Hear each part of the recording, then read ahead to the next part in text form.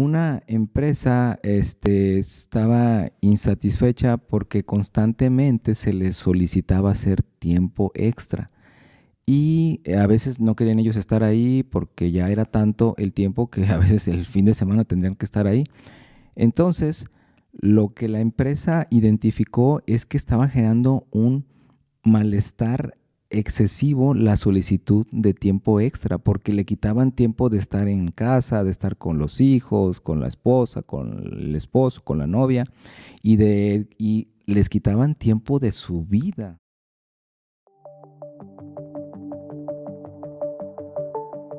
Bienvenidos al podcast Líderes en Recursos Humanos.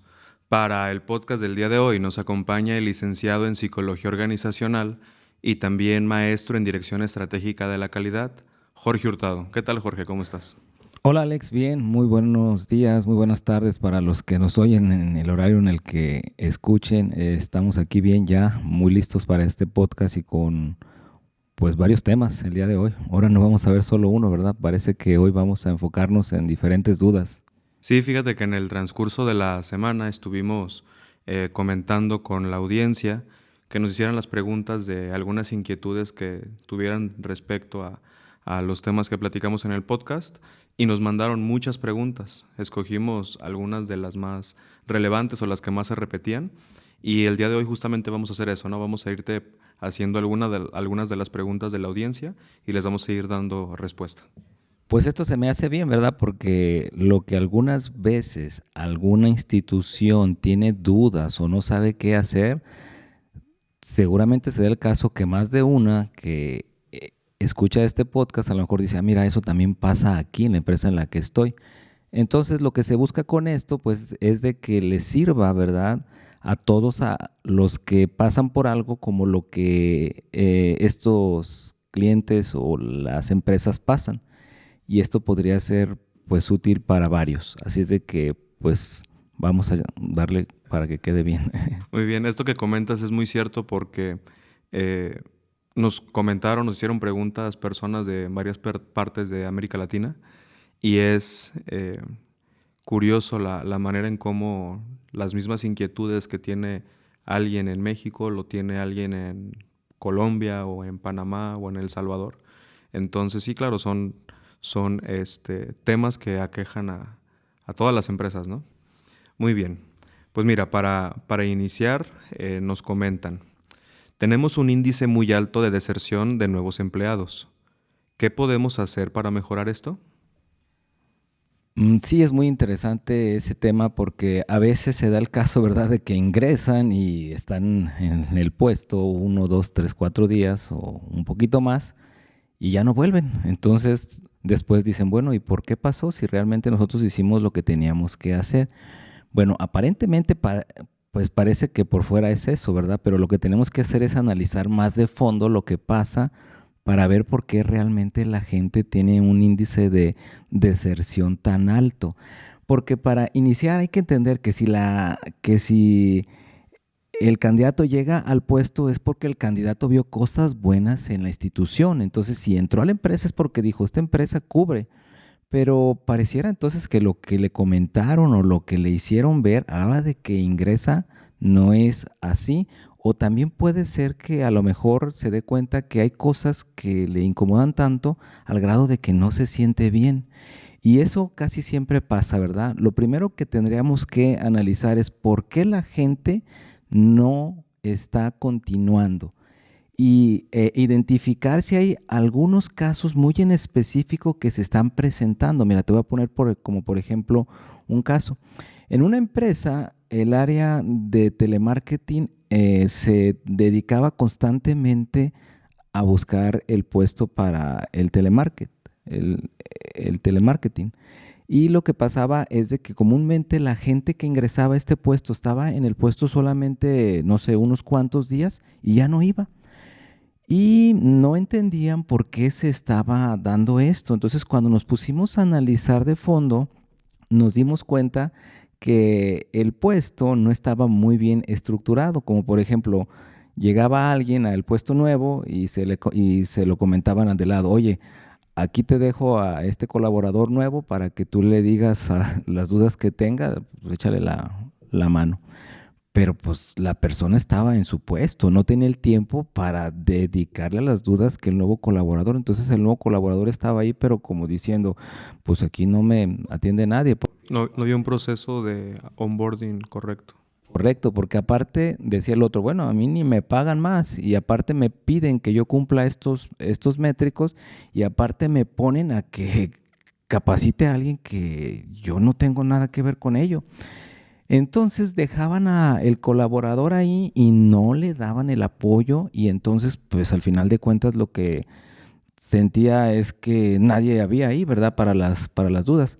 Y el jefe comúnmente, pues el jefe siempre estaba que en una junta, que en otra junta, que en alguna otra cosa.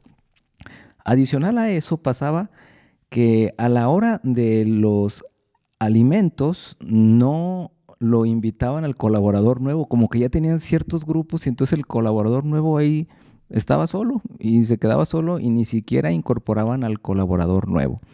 Entonces, habían varias cosas ahí involucradas, pero aquí el punto es que cada institución tiene que evaluar qué es lo que está haciendo para incorporar a sus nuevos colaboradores, para que se sientan como si llegan a casa.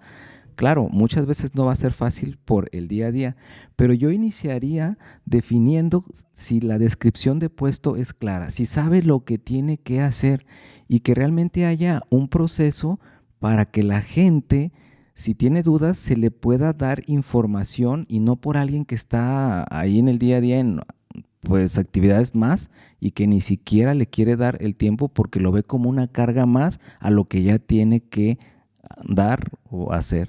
Entonces es muy importante identificar esto. Y también en la cultura organizacional motivar a la gente a que los nuevos colaboradores los incorporen para que se sientan parte y no que digan, pues yo estoy ahí, nadie me hace caso, ni siquiera me invitan a tal lado. Entonces, cuando pasa eso, pues lógicamente que la gente tiende a irse. Entonces, hay muchas cosas por las que puede darse esto, pero entre las cosas que casi siempre pasan podría ser esto, ¿verdad? Que no hay un proceso bien definido, que no se sabe lo que se tiene que hacer, que no se tiene quien acompañe de la mano a un nuevo colaborador y que también no se incorpora a la empresa, a los procesos, a las relaciones, que el café, que ir a tal lado, cosas como estas. Entonces, si tenemos un porcentaje alto de deserción laboral, deberíamos analizar las descripciones de puestos de los nuevos colaboradores y también este proceso, ¿no? De cuando llega alguien, qué vamos a hacer o dónde puede acudir para resolver las dudas que tengas del puesto.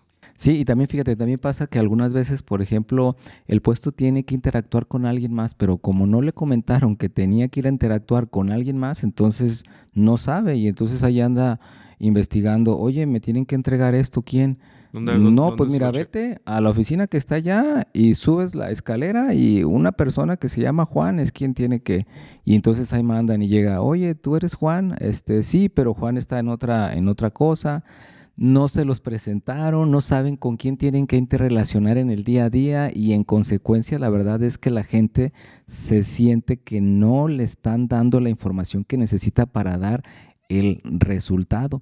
Y hay que entender que siempre en los primeros días un colaborador es donde se da cuenta realmente de lo que la empresa es, no lo que le hayan dicho, porque algunas veces te venden la empresa muy bien, pero cuando entras tú te das cuenta que no es lo que te estaban comentando, porque ya en el día a día todos están tan involucrados en lo que tienen que hacer, que hay que entregar esto y que hay que entregar esto otro. Entonces, el diseñar un proceso y RH es quien tiene que hacer eso, tiene que asegurarse junto con el jefe de que se dé esto para evitar una deserción, porque también es demasiado caro. Imagínate todo lo que tuvieron que haber invertido para atraer a el candidato, para entrevistarlo, para filtrarlo, para las pruebas, para asegurar que sí sea.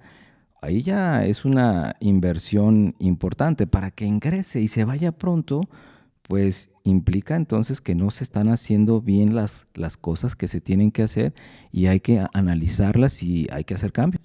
Sí, claro. Bueno, creo que quedó muy, muy clara la respuesta. Gracias, Jorge.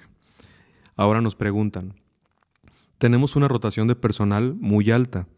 ¿Qué estrategias podemos implementar para disminuir la rotación de personal? Mira, la rotación de personal es un asunto multifactorial, es decir, no hay algo que lo esté generando únicamente, siempre hay un conjunto de cosas alrededor que hacen que la rotación se esté presentando. Todas las empresas tienen gente que entra y gente que sale. Unas tienen menos, otras tienen más. El problema pasa cuando se sale de índices aceptables, como por ejemplo el 5% al mes o algún métrico que la empresa haya puesto. No podemos asegurar que un métrico es el que tiene que ser el mismo para todos, porque mucho tiene que ver el giro, la zona, en dónde están, qué hacen, o sea, todas estas cosas hay que analizarlas, pero sí es importante identificar cuál es el índice de rotación aceptable en el giro en el que yo estoy. Comúnmente hay asociaciones que dan información sobre cuál es el índice que tiene ese giro y entonces eso indica o te da información para que tú sepas si tú estás muy alto. Imagínate el caso de una empresa manufacturera que tiene un índice al mes de rotación de el 10%, el 10%. Eso quiere decir que en 10 meses ya la misma gente ya no va a estar, o sea, entran y salen, entran y salen, entran y salen. El turnover, que es también como se le dice, la verdad afecta muchísimo a varias cosas dentro de la empresa, como por ejemplo la calidad, porque apenas se están aprendiendo a hacer lo que tienen que hacer cuando ya se están yendo. Entonces sí es muy importante identificar cuál es el índice aceptable y los impactos que esto tiene. Ahora, si yo estoy muy por encima del índice, entonces tengo que hacer acciones. Lo primero es, ¿por qué se va la gente? ¿Qué está haciendo que la gente se vaya tan rápido? Y entonces, comúnmente una encuesta de salida te va a ayudar a identificar cuáles son los elementos más comunes que se están presentando por los que alguien dice, yo ya me voy, yo ya no quiero nada con la empresa esta porque no sé qué, ¿verdad? Pero algunas veces en las encuestas no ponen, entonces sí tenemos que ser muy inteligentes para saber cómo vamos a obtener esa información. También una forma útil es entrevistar a quien sale. Oye, ¿por qué sales? A veces te dicen, algunas veces no te dicen, pero también hay que identificar cuál es la tendencia por la que la gente sale.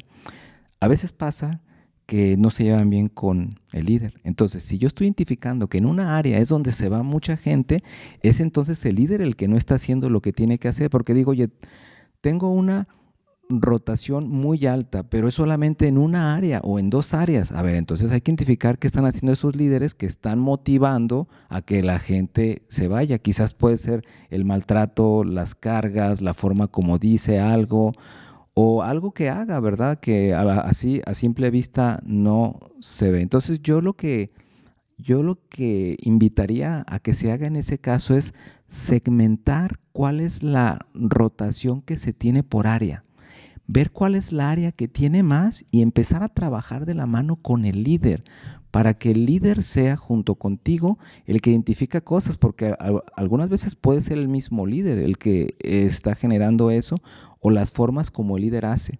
Si es algo que pasa a toda la empresa e identificamos que esa misma característica pasa en muchos lados, pues entonces hay que hacer algo para eliminarla.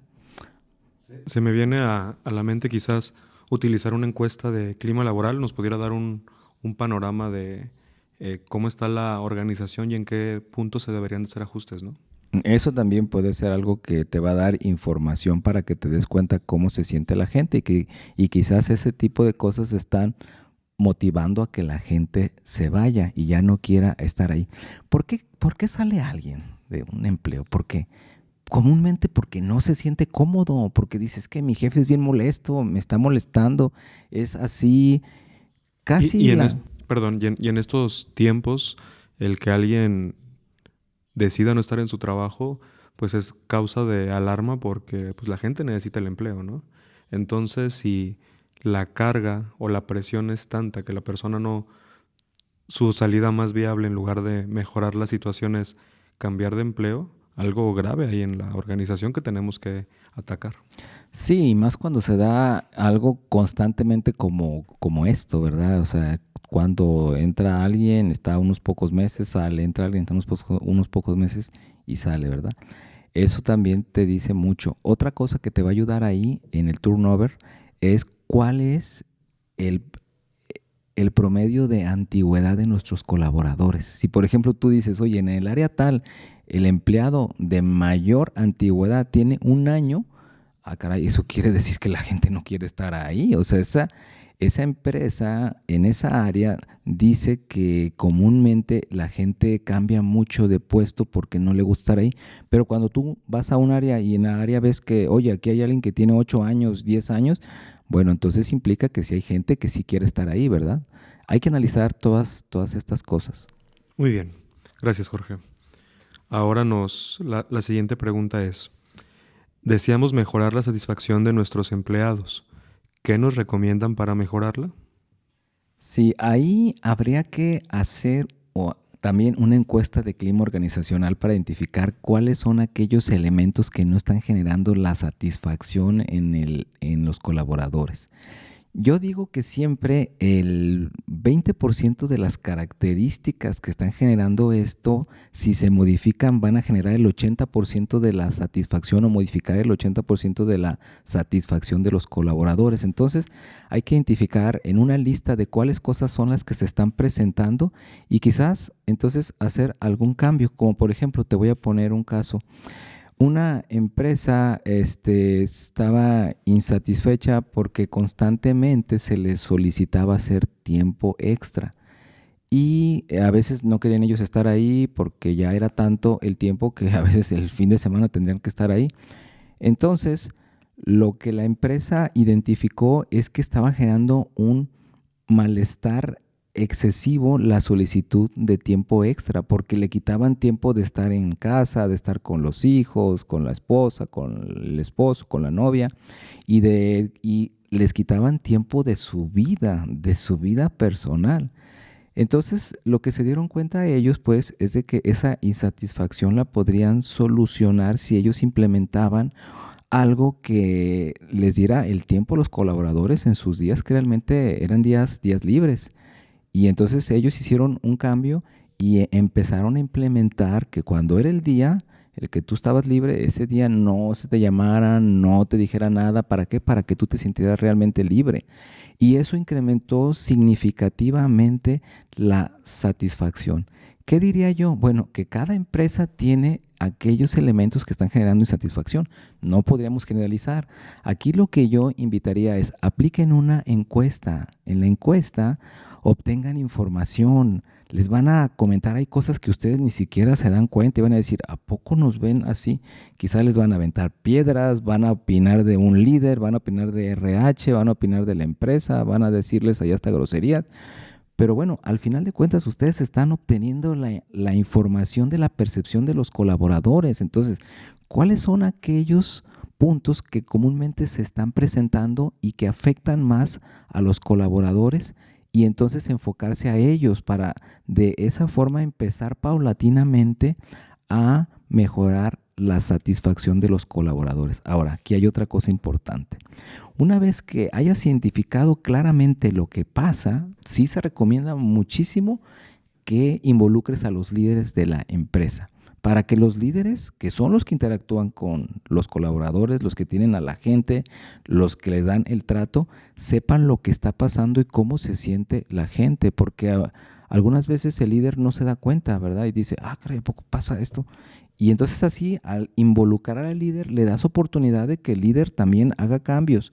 Y es importante que también en esos métricos se lleve el historial de año en año, como por ejemplo, el año pasado estuvo el área tuya tal de ventas así, ahora el área tuya de ventas está así, o sea, hubo un incremento en tales puntos o se fue hacia la baja, ¿qué estás haciendo mal? ¿Qué falta que se haga aún?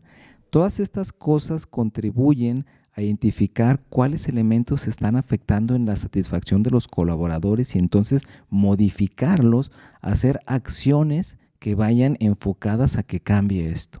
Si es que, perdón, es necesario identificar qué es lo que falla, ¿no? Porque si vamos como con una venda en los ojos y cambiando aquí, cambiando allá, cambiando este otro punto, pues no vamos a tener ningún resultado porque quizás las cosas que se nos ocurran, que es lo que está mal, realmente no es lo que se tenga que mejorar en la organización, ¿no? Entonces, el ser muy puntual en las acciones nos va a hacer ahorrar tiempo y mejorar de manera significativa los resultados. Sí, y es como si tú vas con el médico y le dices al médico, oye, me siento mal, y el médico dice, pues tómate esto. A ver, pero me siento mal, es demasiado amplio. Más bien el médico va a identificar en qué te sientes mal y en base a eso te va a dar el medicamento que necesitas para que estés bien.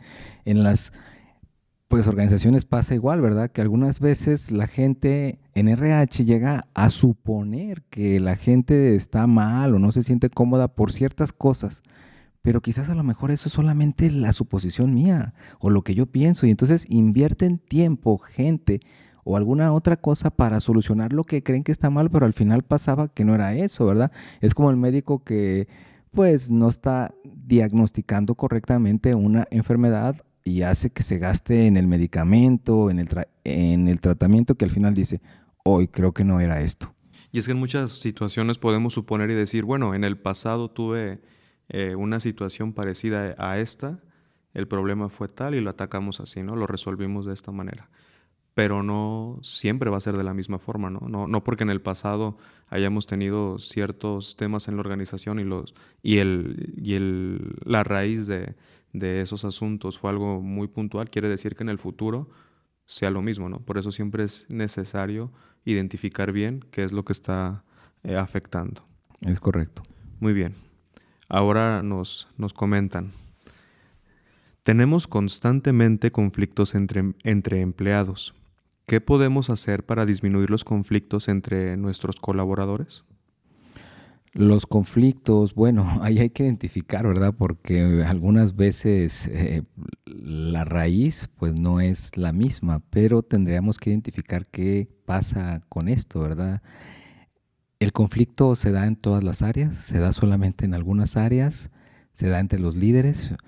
Algunas veces pasa que los líderes están en pique, o sea, se pelean entre ellos porque pues le cae mal tal líder al otro porque lo hizo quedar mal en una junta frente al director y de ahí se agarran en riña y ahora sí que cuando pueden se tiran uno con el otro y si puede le mete el pie y o sea, a veces esos conflictos entre áreas hacen que yo le transmita a mis colaboradores que estoy enojado con el área tal y que no les vamos a ayudar, o sea, somos enemigos del área tal, ¿por qué? Porque yo estoy pues enojado con el líder tal porque dijo algo. Y es que la verdad es que muchas veces eso pasa porque no se tiene la capacidad para hablar de frente sobre algo que no te gusta. Si no te gusta, bueno, vas y le dices a el líder, oye, ¿sabes qué? Mira, tú estás comentando esto y creo que no lo deberías de haber hecho así. Cuando pase algo, ven y dímelo a mí. No es de que me lo hagas ver frente a todos, porque a lo mejor yo pude haber hecho algo antes. Dame oportunidad de que yo haga algo. Y si tú ves que no hago nada, entonces ve y dilo a todos los líderes, pero antes dame la oportunidad de que yo haga algo. Eso habla de la madurez para que dos líderes puedan enfrentar y solucionar algo que está presentándose. Pero cuando yo digo, me dijo, entonces estoy bien enojado y va a ver, o sea, me la paga y eso pasa. Lo he visto. Y entonces, ¿qué es lo que están haciendo? Están fragmentando la organización porque ya no se enfocan a el objetivo más importante, que son a los clientes, que los clientes estén bien, sino que ya se enfocan en que yo estoy molesto y como tú me acabas de comentar esto, yo voy a influir en mis personas, en mis colaboradores, para que no se dé el resultado en tu área. He visto muchísimos casos así. Te voy a platicar un caso. Habían una vez en una empresa en la que estuve, dos líderes estaban en riña, porque había sido el caso de que un líder había expuesto al otro en una junta sobre datos que estaba haciendo mal y se enojó muchísimo y se le veía en la cara porque se puso rojo, luego se molestó, luego se justificó. Al final de cuentas, lo que yo siento de fondo es que estaba molesto porque lo había expuesto frente al director general. Y de ahí en adelante dijo, pues yo siento que lo dijo en el interior, todo lo que pueda hacer para que no te vaya bien, lo voy a hacer, porque si tú me hiciste quedar mala, entonces yo igual. Y así estaban, ¿verdad? Entonces el director general con el tiempo se dio cuenta porque las áreas empezaban a tener dificultades, no se pasaban información, no se comunicaban, no interactuaban. Y entonces lo que el director general dijo en una junta, porque ellos en la junta empezaron a discutir frente al director y frente a todos los que estábamos ahí. Entonces el director general dijo, miren, si ustedes tienen alguna dificultad, es importante que ustedes la vean. Pero aquí se viene a dar un resultado. Vayan, sálganse, arreglen sus cosas y vuelvan. Si no arreglaron sus cosas y si siguen igual, se van a ir. Les dijo a los dos, se van a ir. No queremos líderes que estén así de pique. Porque al final de cuentas eso se lo van a comunicar a todos los demás colaboradores de sus propias áreas y al final de cuentas el resultado no se está dando de la mejor forma porque ustedes son los que están haciendo las cosas de manera incorrecta y no están contribuyendo colaborativamente para que se logre. Así es de que van, arreglan lo que tienen que hacer y si no vuelven ya con las cosas en orden, entonces mejor no vuelvan. Estos líderes salen, yo creo que tardan como una hora y vuelven y dicen, no, ya nos pusimos de acuerdo, las cosas están bien. Pues de ahí en adelante empezaron a colaborar. Pero, ¿qué necesidad habría de que se llegara hasta ese punto en donde el director les diga a los dos, oye, se ponen de acuerdo o se van? Desgraciadamente, en muchas empresas, las dificultades en los conflictos que se están presentando es por la incapacidad para atenderlos y afrontarlos. Esa deficiencia en la inteligencia emocional para saber interactuar y para saber comentar asertivamente lo que no te gusta es importante, ¿verdad? Porque algunas veces no te gusta algo, pero no lo dices. Hay 3 tipos de comunicaciones. La comunicación, la agresiva, la pasiva y la asertiva. Y ellos estaban lógicamente que en la agresiva, en donde yo te tiro, donde yo te digo. El otro es donde yo estoy inconforme, pero no digo nada. Pero la comunicación asertiva es la que tú vas y explicas claramente lo que tú sientes, ¿verdad? Sin que tú tengas el gusto de hacer que el otro se ponga mal o que se moleste. No, tú simplemente estás expresando lo que tú piensas. Y muchas veces se da esto porque en las organizaciones no saben expresar asertivamente lo que sienten. Ahí RH juega un rol importantísimo para identificar eso y entonces darles la capacitación a los líderes para que ellos sepan qué tienen que hacer y cómo tienen que afrontar cuando se lleguen a presentar ese tipo de cosas. Ahora, eso es entre los líderes. Si los líderes entonces tienen la capacidad para discernir y saber cómo controlar eso, cuando sus colaboradores, ellos se dan cuenta que están enfrentándose a dificultades, entonces ellos fácilmente pueden darle coach a su gente para que afronten esas dificultades, esas diferencias que tienen con algún otro colaborador, ya sea de su misma área o de otra área.